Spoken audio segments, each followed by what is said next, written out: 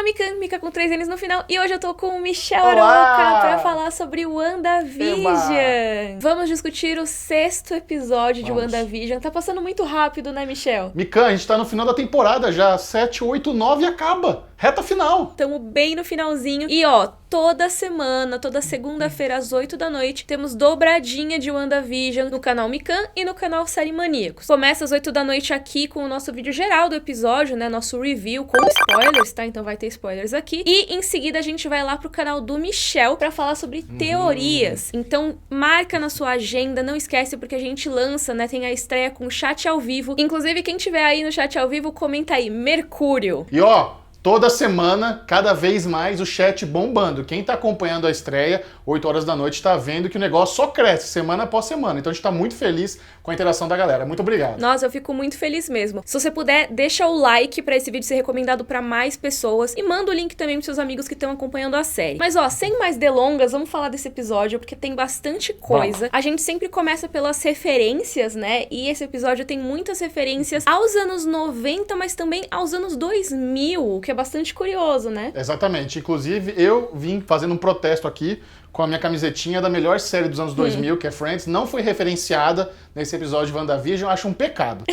É que eu acho que eles pegaram sitcoms menos adultonas, né? Umas séries mais de eu tô família brincando. e tudo mais. A grande referência pra esse episódio foi Malcolm in the Middle, que é uma série, inclusive, que ela não é dos anos 90 em si, né? Ela estreou no comecinho dos anos 2000 e foi até 2006, né? Mas tem uma vibe parecida, né? Final dos anos 90, começo dos anos 2000, é uma coisa um pouco parecida na Sim. cultura pop, né? Assim como no episódio anterior a gente tinha uma série que era mais anos 80 e as crianças crescem e viram um pouquinho mais anos 90. Então agora eles pegaram essa metade final aí dos 90 que é mais parecida com os 2000. Olha, e eu fiquei muito feliz que eles usaram o Malcolm in the Middle pra fazer a referência da abertura, porque eu adorava Malcolm in the Middle. Inclusive, eu fui assistir Breaking Bad porque o Bryan Cranston, que fazia o pai da família em Malcolm in the Middle, estava nessa série. Então, o meu grande motivador de assistir Breaking Bad foi Malcolm in the Middle. E toda a temática ali da abertura, igualzinha, os gêmeos quebrando a quarta parede, igual o Malcolm fazia na série, tá tudo tão legal. Eu amei essa referência. E outra, né? Malcolm in the Middle era uma série da Fox. A Disney foi lá e comprou a Fox, então mais uma referência da casa aqui em WandaVision. E essas referências da casa eles usaram até pra falar de que eles estão mudando as décadas, né? Juntando as décadas, na verdade. Porque tem um momento ali que eles passam na frente de um cinema. E, cara, isso é sempre tática pra quando você quer ver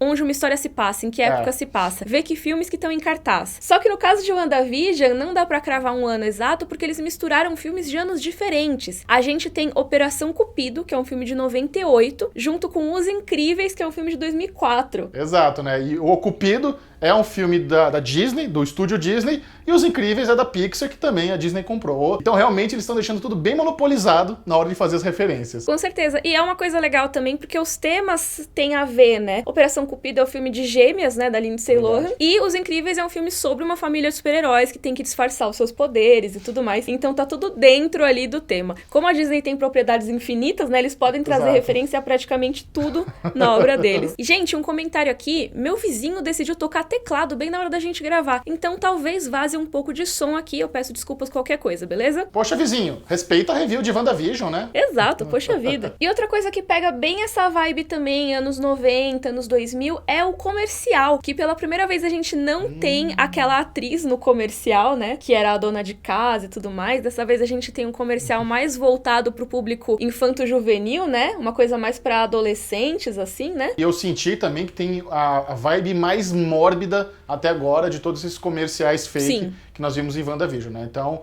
é muito interessante porque, ao mesmo tempo que ele tem a textura mais infantil, ele tem a temática mais adulta, mais mórbida. Então, eles conseguiram fazer um cross aqui muito bem equilibrado. Com certeza, e a gente vai explicar esse comercial, vai teorizar em cima dele no vídeo de teorias do Michel, porque tem algumas interpretações possíveis, né? Muita gente veio perguntar o que significava esse episódio, porque ele não era tão óbvio quanto os episódios anteriores, né? Os outros eram referências muito mais diretas a pontos específicos específicos da vida da Wanda, mas uma coisa que eu queria apontar é que esse estilo do comercial também é uma referência histórica da história da TV mesmo, porque entre os anos 80 e os anos 2000, mas principalmente ali entre os 90 e os 2000, era muito comum fazer esses comerciais em claymation, que o pessoal fala, né? Que é um estilo de animação stop motion feito com massinha. Tem até um vídeo aqui no meu canal que eu recomendo vários filmes de claymation, vou deixar linkados na descrição, mas era muito comum os comerciais usarem essa técnica. Então tem até aqueles comerciais tipo da MTV, da Nickelodeon, que normalmente eram só umas coisas estranhas rolando e uma vinheta, ou comercial de produtos mesmo. Então mais uma referência que eles trouxeram, dá pra ver todo o amorzinho que eles têm, sabe, pela TV nessa série. E eu lembrei muito de você, porque eu sei que você curte stop motion. Eu falei, nossa,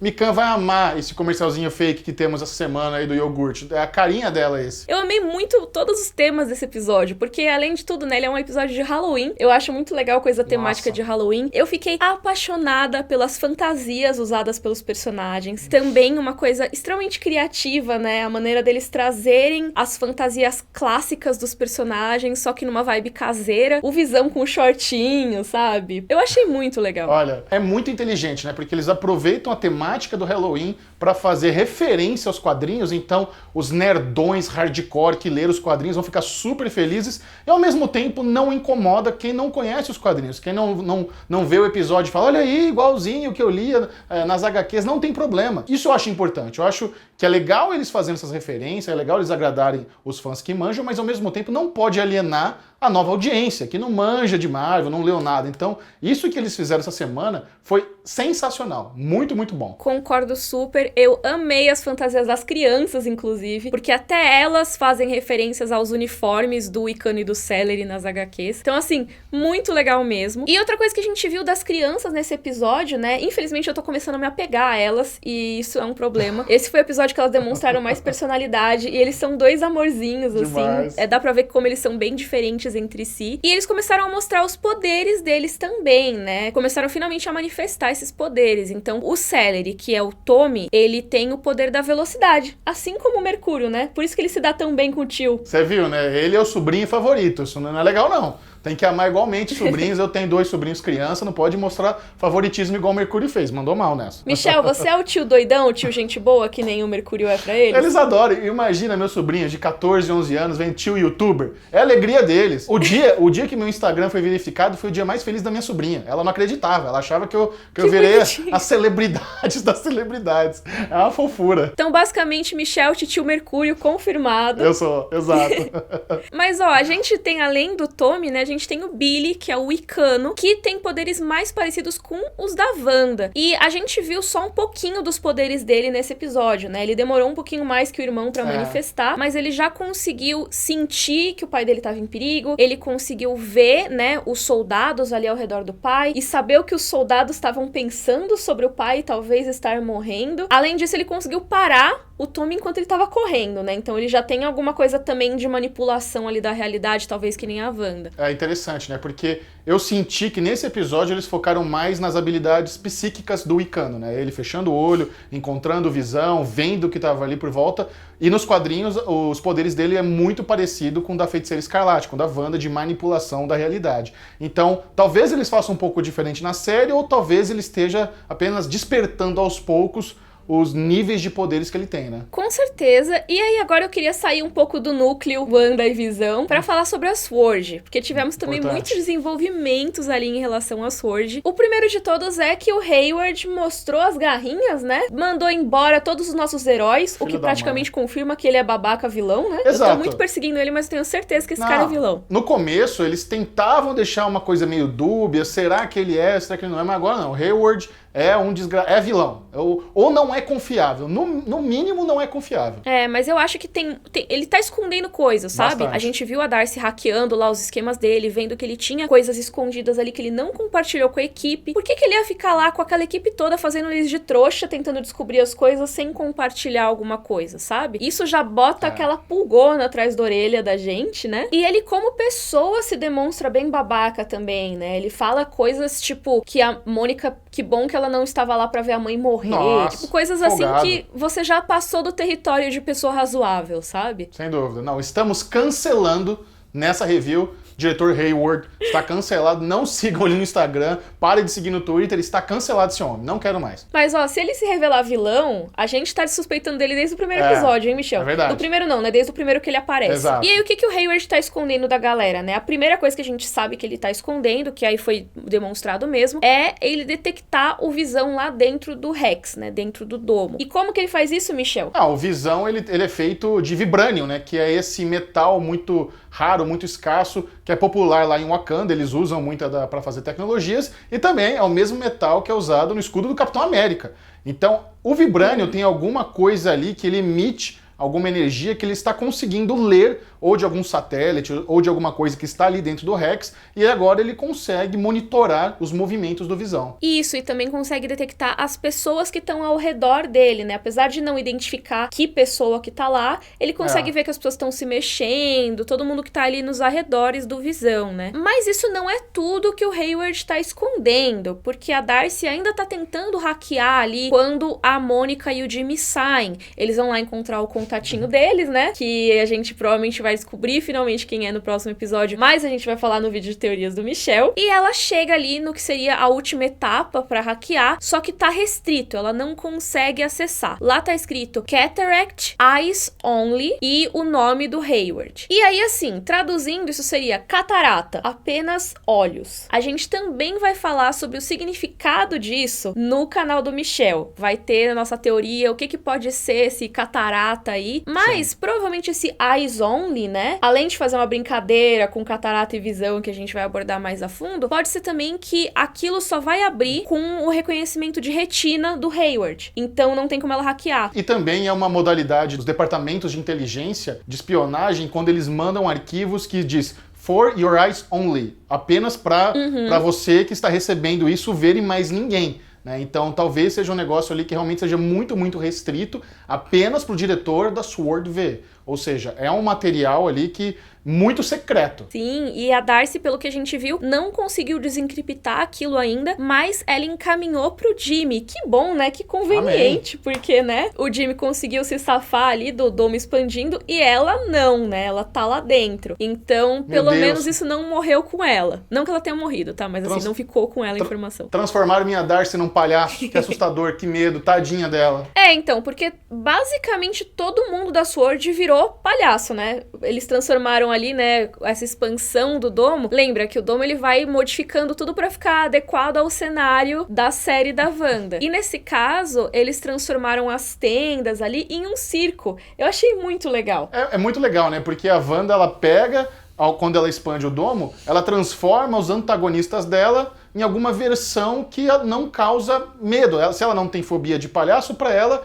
o circo ali é uma coisa inofensiva, uma coisa divertida. Então ela faz todo esse ressignificado dos antagonistas dela. Bem legal essa forma que a série usou pra transformar a galera da SWORD. Com certeza. E assim, a gente não viu ainda esse domo parar de se expandir. A gente não sabe se ele vai parar de se expandir. Por enquanto, o que a gente sabe é que quem escapou dele, né, foi o Hayward, com mais uns carinhas ali que estavam junto com ele. Mas ele não consegue resposta no walkie-talkie. Então, provavelmente, todo mundo da SWORD foi engolido também. E a Mônica e o Jimmy, que a gente vê eles saindo dali antes. Então, por enquanto, eles estão a salvo. Por quanto tempo, não sabemos. Exatamente. E eles foram encontrar o tal do engenheiro espacial, que a Mônica contatou no episódio anterior, porque eles precisam construir esse tanque feito dos materiais necessários para ela poder voltar ali ao Rex. E falando nela voltar ao Rex, uma coisa que teve basicamente uma confirmação é o negócio dos exames dela nesse episódio, né? Que a Darcy também acessa isso, né? A gente já tinha cantado essa bola da origem dos superpoderes, a teoria que tem lá no canal do Michel. E assim, a gente tinha mencionado que talvez tivesse rolado alguma alteração mesmo no corpo dela, por causa dela ter passado pela barreira e tudo mais. E confirmaram isso nesse episódio. A Darcy fala que praticamente as células da Mônica estão sendo reescritas, né? Cada vez que ela passa. A gente não sabe ainda se isso vai ser alguma coisa que tem a ver com os X-Men, que isso tem a ver com Gene X. Não é necessariamente. Ela pode desenvolver superpoderes tendo ali as suas moléculas sendo reescritas e não necessariamente tem a ver com mutação. mas ao mesmo tempo é algo muito familiar pra estar tão distante assim, né? Então, vamos ver o que eles estão preparando aqui nessa parte pra WandaVision. E aí, a última coisa sobre a Mônica é que ela comenta, né, que, eu já vi muitos exames, né, já vi células, já vi remissão, já vi metástase. O que ela tá falando ali? Ela tá falando do câncer da mãe dela, né? Mas logo em seguida, ela traz que ela só vai parar quando ela conseguir ajudar a Wanda, né? Então a gente vê uma motivação da Mônica nesse caso, que ela não quer só ver a Wanda como vilã, que nem o Hayward tá querendo fazer, porque ela entende que é uma pessoa que tá passando por um luto muito profundo ali, que ela tá processando também o luto dela naquele momento, né? E outra coisa importante é que tem meio que um shade que o diretor ali joga nela do relacionamento dela com a Carol Danvers.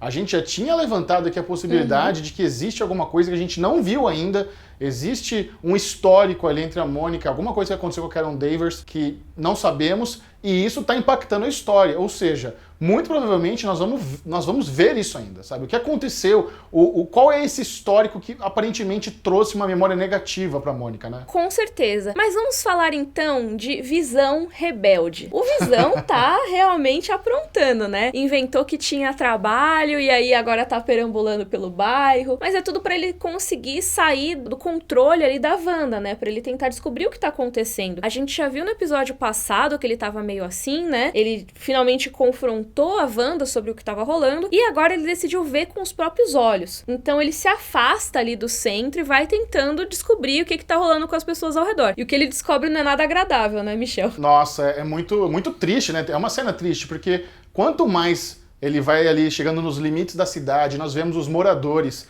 que estão mais afastados de onde está a Wanda, parece que o Wi-Fi tá ficando mais fraco, né? Que eles estão ali meio que bugado porque eles não estão no epicentro dos poderes dela e eles estão sofrendo. Quando a gente vê lá aquela mulher no varal e a lágrima escorre, obviamente ela tá ali em algum loop forçado, sei lá quanto tempo, todo mundo bugado. Eu gostei muito do exemplo que você falou quando a gente estava escrevendo o roteiro, né? Que é basicamente como se fosse um videogame. Ao mesmo tempo que a gente vai andando, né, o universo vai se abrindo, só que não tá 100% carregado ali os limites da cidade. Com certeza, é que nem quando você vai dirigir no GTA, por exemplo, principalmente nas versões passadas, assim, que você ia com o carro e os prédios iam aparecendo lá no fundo. Por quê? Porque o videogame, ele não vai conseguir, isso eu tô explicando de um jeito bem burro, tá, gente? Provavelmente tá errado, mas é o jeito mais basicão. Se você for a pessoa que manja aí da programação, comenta aí embaixo. Mas basicamente, ele não vai conseguir processar, não vai conseguir renderizar tudo ao mesmo tempo. Não tem porquê, se o seu personagem, né, se o jogo tá aqui no centro, ele fazer a renderização de um prédio ou de um personagem com movimentos ultra detalhados, muito longe dali que você, como jogador, não vai ver. E o caso da Wanda é meio parecido, né? Ela tá lá no centro e é pro Visão tá lá no centro também, assim como todos os personagens importantes pra ela. O que tem mais longe, meio que precisa ter pra quando eles forem pra lá, ela conseguir animar e deixar bonitinho. Mas enquanto ela não tá usando, aquilo fica meio congelado mesmo. Isso me lembrou também um pouco aquilo de The Good Place, quando a Janet não consegue cuidar muito, quando tem muitas pessoas que ela cria e tudo mais, começa a ficar meio bugado. É meio essa vibe, sabe? A gente finalmente chegou aí num limite do poder da Wanda, né? Exato. E nisso resultou também numa interação muito interessante com a Agnes, que eu fui pego de surpresa, né? Eles aproveitaram também para fazer mais uma referência, a gente tá falando aqui desde o primeiro episódio, que provavelmente a Agnes é uma bruxa chamada Agatha Harkness, e ela estava com fantasia de bruxa, ela faz uma risada, né, de bruxa, aquela clássica risadinha temerosa de bruxa, só que me parecia que ela estava fugindo. Então, se a Agatha é a Agatha Harkness e ela está ciente do que está acontecendo, por que ela está fugindo? Esse foi o momento, assim, talvez o primeiro momento de vulnerabilidade que nós vimos a Agnes durante toda a série. Porque ela estava confusa e me pareceu que ela tava fugindo. Por quê, né? Pois é, então. Toda essa conversa dela com Visão é bem interessante, né? A gente vê que ela também tá meio bugada, né? Ela tá meio bugada, que nem as pessoas ao redor, só que ela tá mais desenvolvida que as outras pessoas ali, né? Porque o resto tá congelado, nem fala, nem nada. Ela tá bugada, mas ela consegue responder ainda, né? E aí tem umas coisas, tipo, ela falar que se perdeu, a Visão. Na cidade que você cresceu, sabe? Você se perde, assim. Estranho. Não é como se Westview fosse uma cidade grande, né? E isso De novo, pode ter várias interpretações, né? Pode ser realmente... ela tá bugada, então essa fala é um roteiro, não faz sentido. Ou então ela realmente não é de lá, é uma personagem que tá lá por algum motivo e realmente se perdeu e acabou ficando bugada e tudo mais. Mas o Visão consegue fazer aquele esquema que ele fez com o Norm no episódio passado, libertar a mente dela um pouquinho. E aí a gente tem uma troca realmente muito interessante. Primeiro que ela fica, você é dos Vingadores, você é o Visão, vai nos salvar. E ele... eu sou o Visão e eu quero te salvar, mas o que são os Vingadores? O que é um Vingador? Cara, isso foi bem assustador e também corrobora aquela coisa do Visão não ter memórias de antes de Westview, né? Que a gente já tinha comentado. Não, e também quando ela pergunta, peraí, então eu estou morta? Ele, por que você está morta? Você está aqui? Ué, você está morto. Então se você está morto, será que estamos no limbo? O que está acontecendo? Então é mais uma informação ali para ele processar. Ele fala, como assim? Eu estou morto, eu estou aqui. Né? Então começa ali aos poucos, seja lá o que está travado ali no HD do Visão, na memória dele, está começando a ser liberado. Uma coisa que eu achei também legal nesse episódio foi aquela interação da Wanda com o Herb,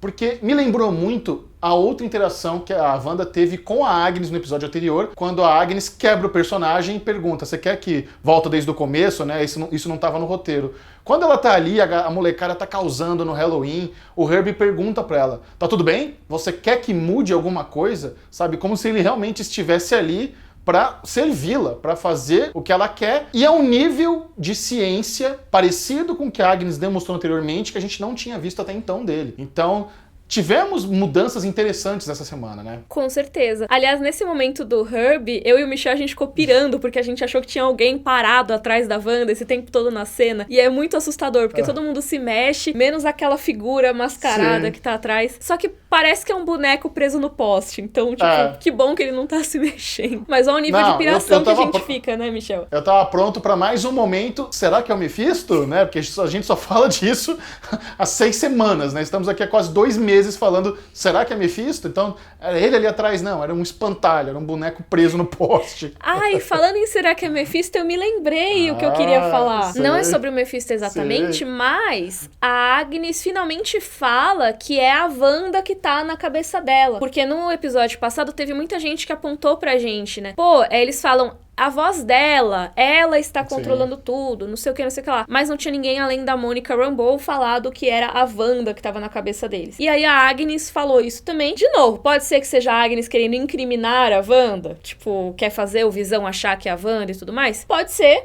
Eu acho que a série, de certa maneira, a gente já vai falar mais sobre isso. Tá querendo que a gente pense que a Wanda tem muito mais controle do que ela realmente tem. Sim. Mas, de qualquer maneira, tá aí, né? Mais uma pessoa falando, é a voz da Wanda na minha cabeça. Eu pensei que o novo momento, será que é o Mephisto, que você ia falar é aquela hora que o Pietro fala pras crianças brincando, crianças infernais, vamos liberar os demônios, né? Pra lá, mais uma pista que o Pietro, na verdade, é o Mephisto. Olha, Michel, assim, eu não acho que seja uma pista de que ele é o Mephisto, mas assim como da Agnes, eu tô achando que, assim, Agnes, Agatha Harkness, Mephisto, essas coisas, elas provavelmente não vão se tornar reais.